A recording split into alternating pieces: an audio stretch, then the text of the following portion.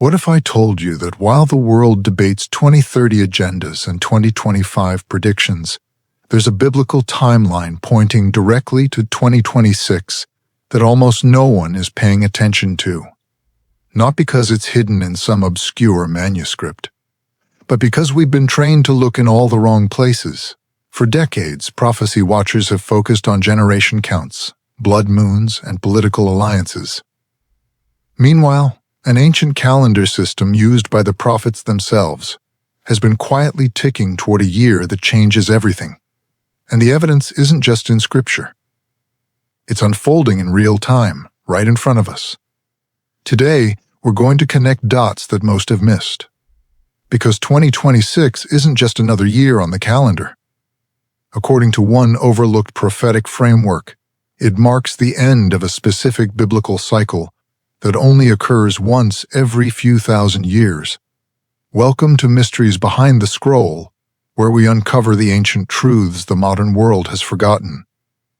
Before we dive into why 2026 matters, we need to understand something most people don't realize about biblical prophecy. The prophets didn't think in terms of our Gregorian calendar. They used a different system entirely, the Hebrew calendar, and within that calendar exists a pattern so precise, so mathematically consistent, that when you map it against major historical events, the alignment is startling. This system is built on cycles.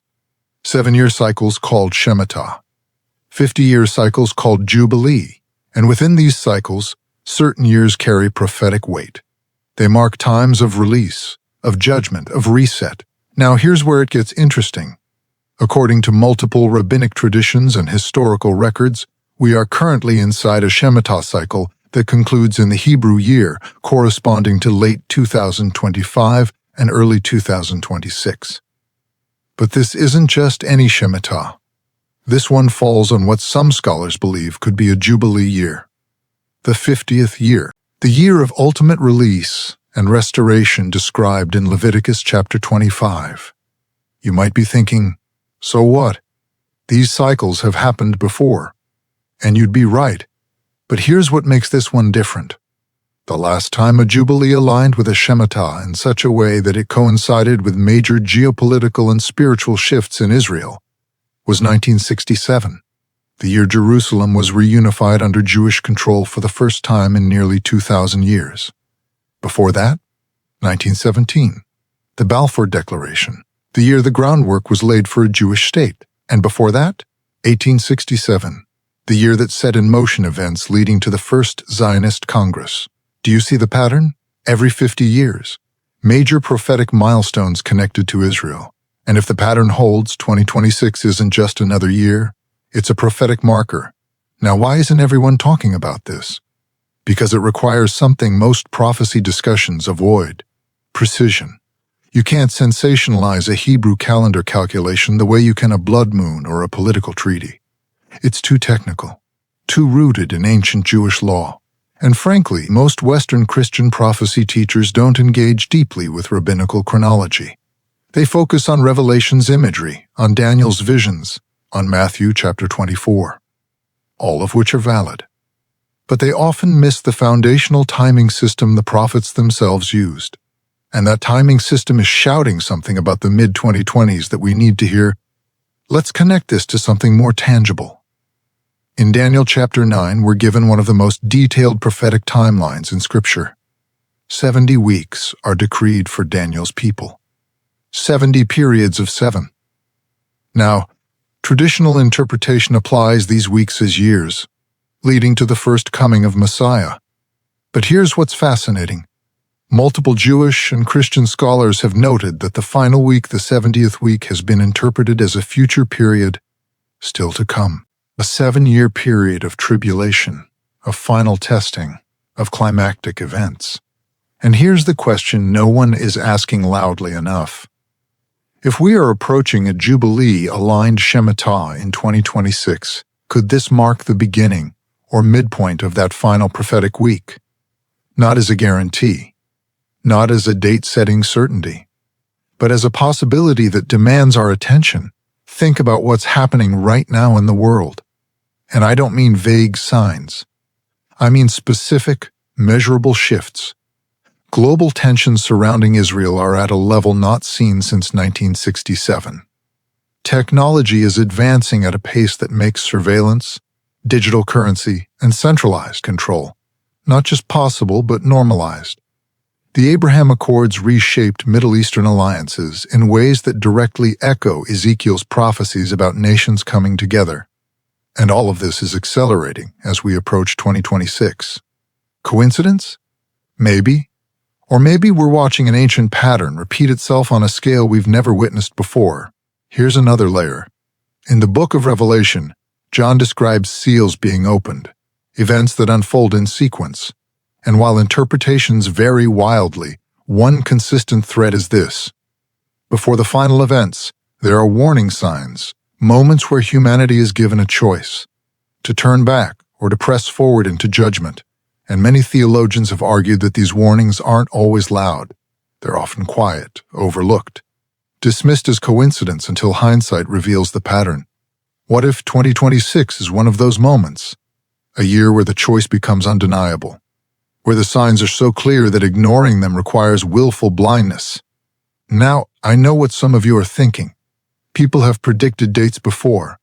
Harold Camping, the year 2000, the Mayan calendar. All wrong, and you're absolutely right to be skeptical. But here's the difference. This isn't about predicting the end of the world. It's about recognizing a biblical cycle that has proven historically accurate and asking what it means for us today. The Shemitah has marked financial crashes, wars, geopolitical shifts. Not every 7 years without fail, but with enough consistency that dismissing it entirely is intellectually dishonest. And when you combine that cycle with a potential jubilee, with the convergence of modern events, with Israel's centrality in global affairs, the question isn't whether something might happen. The question is, are we paying attention? Let's talk about what you should be watching for as we move through 2025 and into 2026. First, watch Israel, not just politically but spiritually. Are there movements within Israel itself toward rebuilding the temple, toward reclaiming religious sites, toward fulfilling prophecies that have been dormant for centuries? Second, watch global economics. The Shemitah is traditionally a year of release. Debts are forgiven. The land rests. But in a modern context, it has historically aligned with economic upheaval, stock market crashes, currency shifts, systems that were thought stable suddenly revealing their fragility. Third, watch technology. Specifically, technology that enables control. Central bank digital currencies, biometric identification, AI governance. These aren't evil in themselves, but they are tools, and tools can be used for freedom or for bondage. The question is, who's holding them and why? And fourth, watch the narrative. What are people being told to believe about the future? Are we being conditioned to accept solutions that, while seemingly beneficial, require surrendering freedoms we once considered sacred? Revelation speaks of a mark, a system where no one can buy or sell without it. For centuries, that seemed impossible. Today, it's not just possible.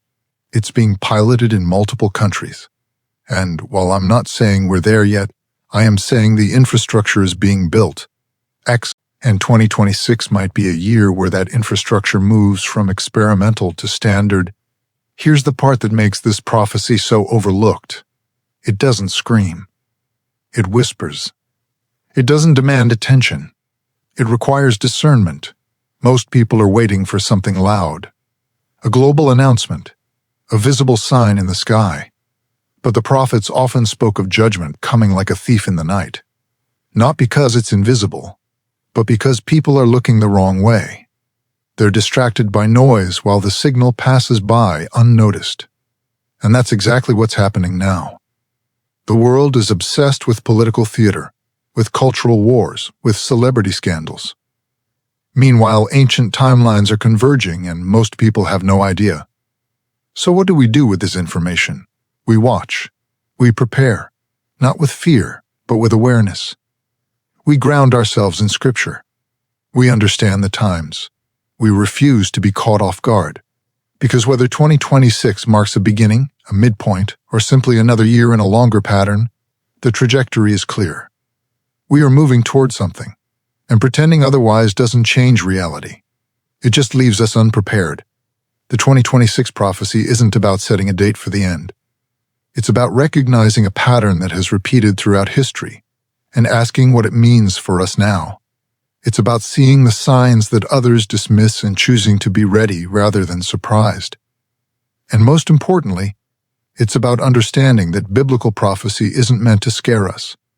It's meant to prepare us, to give us hope, to remind us that no matter how chaotic the world becomes, there is a plan, and that plan is unfolding exactly as it was written. So here's my question for you.